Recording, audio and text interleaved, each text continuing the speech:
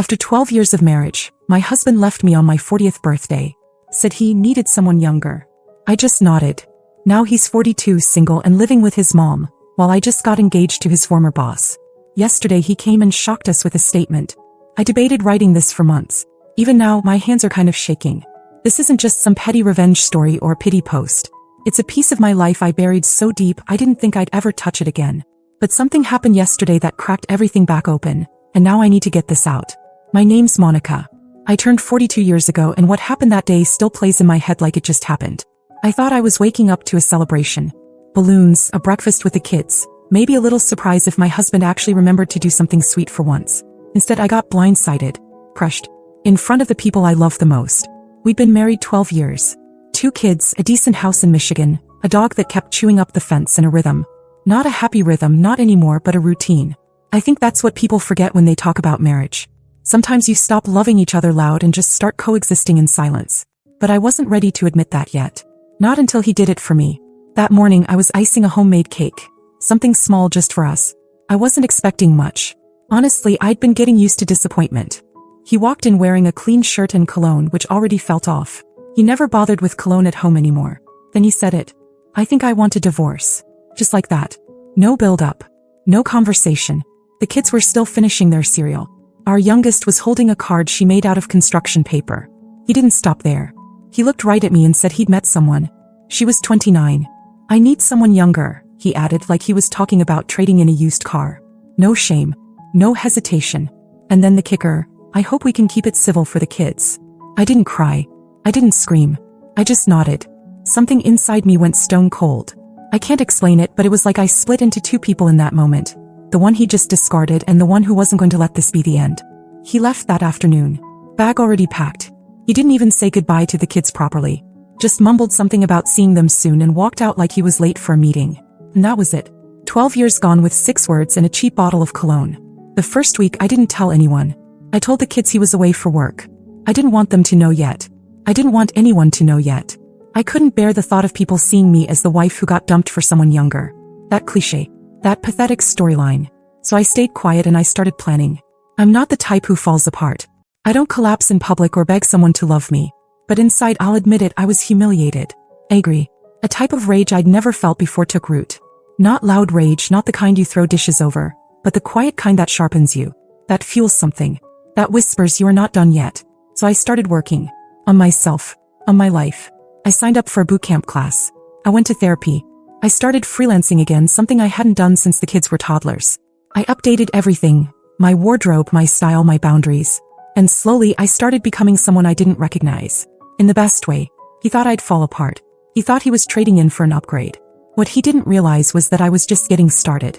The first 6 months were the hardest. He didn't call the kids often. When he did, it was awkward and short, like he had somewhere better to be. I didn't ask questions. I let the silence do the work for me. I figured they'd figure it out eventually, and they did. Meanwhile, I became obsessed with not becoming what he expected. I didn't want to be the bitter ex or the lonely mom who still wore her old wedding ring in secret. I sold it, actually. Used the money to buy myself a proper laptop and some weights. I cut my hair. Went back to my maiden name. One night, I even went to a jazz club alone just to prove to myself I could. The weirdest thing? I started to enjoy my own company more than I ever had in my entire adult life. And that's when people started noticing. My neighbor Stacy pulled me aside one day and said, "You're glowing." What happened? I just smiled and said I started sleeping on the whole bed again. That wasn't a lie. Then came the encounter. It was about 10 months after he left. I was picking up takeout from a new Mediterranean place downtown, wearing this deep green dress that used to be too tight but now fit just right. I turned around and there he was, him, my ex, standing 2 people behind me in line, looking like a deflated version of the man who walked out of my kitchen with so much confidence. The woman he left me for? Gone. Apparently she'd moved on to some tech guy in Austin. He stared at me. I stared back. I gave him a polite nod, nothing more. Didn't even say hi. That part felt good. But what happened a few days later was what really shifted everything. I got an email. It was from Nathan, his former boss. The owner of the firm where my ex had worked for nearly a decade. We'd only spoken once at a holiday party years ago.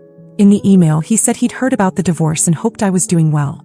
Then he said something strange. He asked if I'd be open to coffee. Said he had a business proposition and had heard through a mutual friend that I'd started consulting again. I wasn't sure if it was real or some awkward attempt at sympathy, but I was curious enough to go. It wasn't awkward. Not even close. Nathan was sharp, funny, and intense in that quiet way that makes you want to lean in when he talks. He asked about my work, my kids, my plans. And then he said something that threw me off. You've rebuilt yourself. Most people don't. They just patch the hole and keep limping. We ended up talking for almost 3 hours. The business proposition was real, but something else was clearly happening. That was the beginning of something I never saw coming. What started as meetings became lunches. Lunches became dinners. Dinners became something that felt dangerously close to love. And then one night he kissed me. A year after being dumped like trash, I was kissing the man who used to sign my ex-husband's paychecks. And I didn't feel guilty. Not even for a second. The craziest part? My ex still had no idea. But he would. Very soon. It started to feel like I was living someone else's life. The one I used to daydream about during those long silent dinners when my ex was on his 3rd beer and hadn't asked me a single question all week. But this wasn't a fantasy. This was real. Nathan didn't rush anything. He met the kids slowly on neutral ground at first. Took time to learn who they were, not just how to talk to them but how to see them. They took to him faster than I expected. My daughter even asked if we could invite him to her school recital. That's when I knew this wasn't just about me. It was becoming about us. We didn't post about each other. We weren't flashy. But people started to figure it out. Our town's small enough that whispers move quicker than wind. And then, right around Christmas last year, Nathan proposed. It wasn't some grand gesture. No fireworks. No crowd. Just the 2 of us on the back porch with snow falling and 2 mugs of cocoa cooling beside us. He pulled out a ring and asked if we could build a life that felt like ours, not just something we were handed. I said yes. That's when the cracks started showing. My ex found out about the engagement 2 days later. I still don't know how. My guess is one of his friends saw something and couldn't resist. Either way, I got a text from him out of nowhere. First one in months. It said, "Seriously? Him? You're kidding, right?" I didn't answer. The next day, the kids said he called them out of the blue and started asking weird questions. Stuff like if Nathan ever yelled, if he ever spent the night, if he ever said anything controlling. It didn't take a genius to figure out what was happening. He wasn't interested in parenting, he was trying to dig for something he could use. A week after that, he showed up at my house unannounced. Nathan and I were in the kitchen putting together some shelves. The kids were upstairs.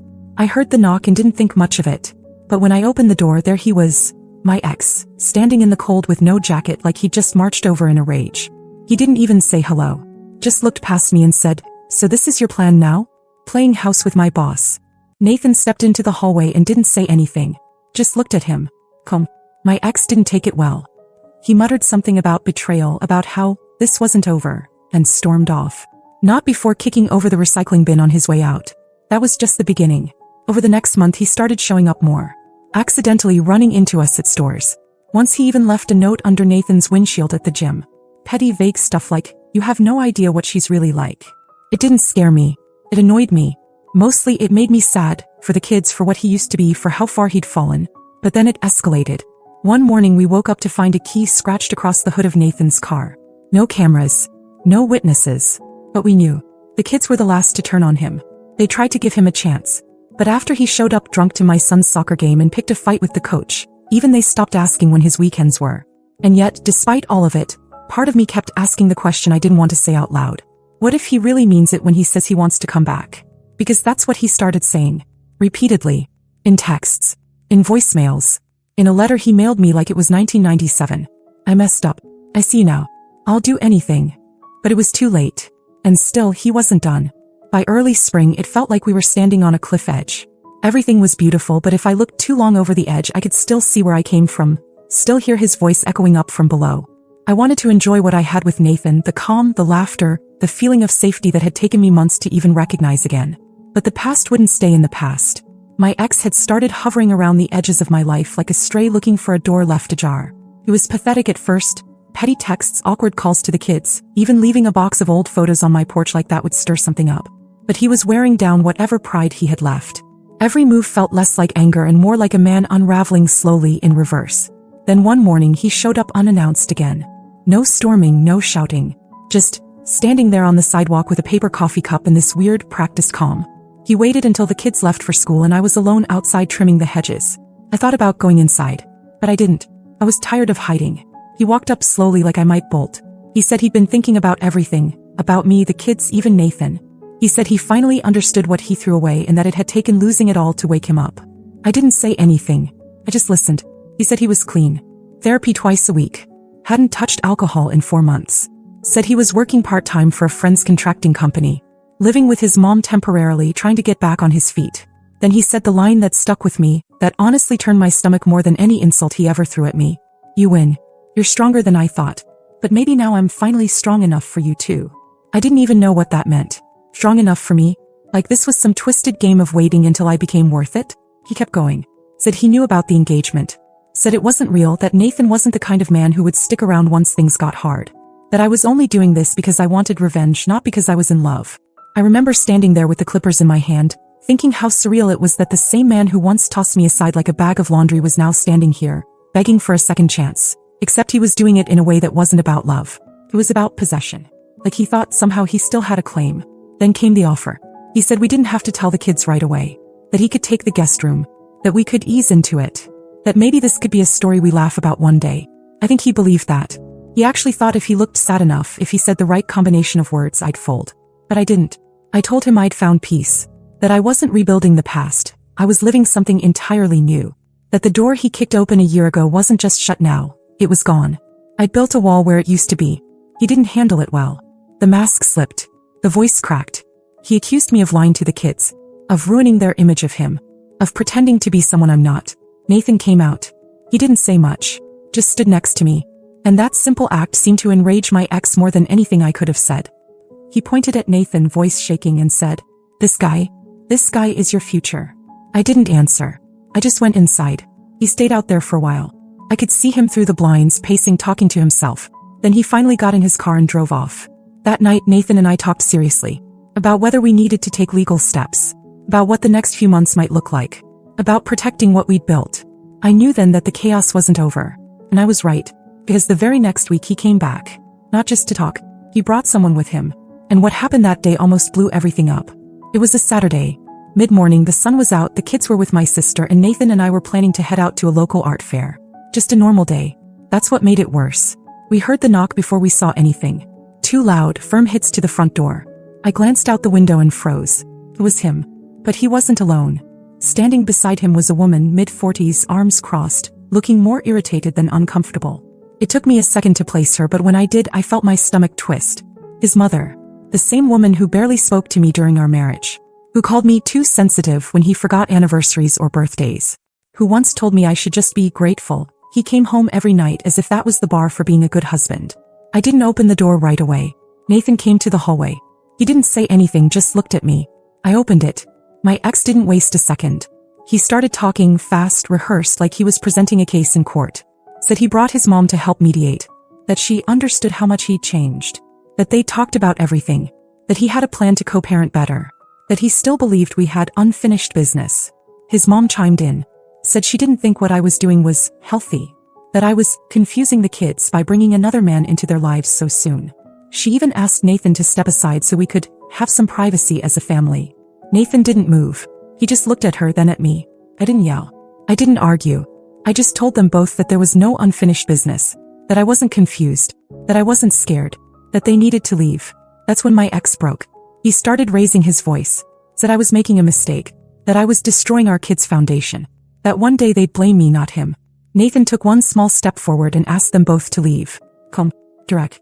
My ex didn't like that. He started shouting about how Nathan had no right to interfere. How he stole his family. How he manipulated me. His mother grabbed his arm and tried to pull him back, but he shook her off. That's when I closed the door. Not fast. Not dramatic. Just firm. The lock clicked. We stood there for a moment in silence. Then I walked over to the counter, picked up my bag and said, "Let's go to the fair." And we did. That was the last time I saw him face to face. We went through lawyers after that. He stopped trying to come around in person. The court formalized visitation, and the kids, by their own choice, started spending less and less time with him. They saw what I saw. They remembered. Last week, Nathan and I finalized our wedding plans. It's going to be small. Backyard, string lights, no speeches. Just the people who never left. I still drive by the house where my ex lives with his mom sometimes. It's not revenge. It's not gloating. It's just a reminder that I survived, that I rebuilt, and that I never needed to take him back to feel whole again. The update. Just when I thought the last door had finally closed, something else creaked open. I wasn't going to post again. I really believed that the confrontation with his mother was the end of it. That he had finally accepted that it was over. But people like him, ones who walk out and expect you to still be waiting on the porch when they come back, they don't really stop. Not when their pride is bruised. Not when the version of you they left behind no longer exists. It started 3 nights ago with a message from a friend. It was just a screenshot, a post from some anonymous Instagram account. At first I thought it was spam. Then I looked at the pictures, and I froze. 3 photos, all taken from a distance. All of me and Nathan. One of us having coffee downtown. One in the grocery store parking lot. One in our front yard with the kids. All recent. All within the last 2 weeks. None of them tagged us directly, but it was clear who the post was about.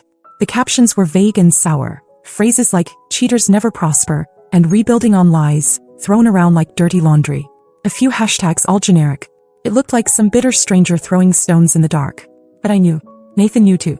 We reported the account immediately. It disappeared within an hour. But the damage wasn't digital. It was emotional. Psychological. He was still watching. Still orbiting. Still looking for a way in. The photos were one thing. But it was the timing that disturbed us. 2 of the photos were taken in places we hadn't mentioned to anyone. Not online.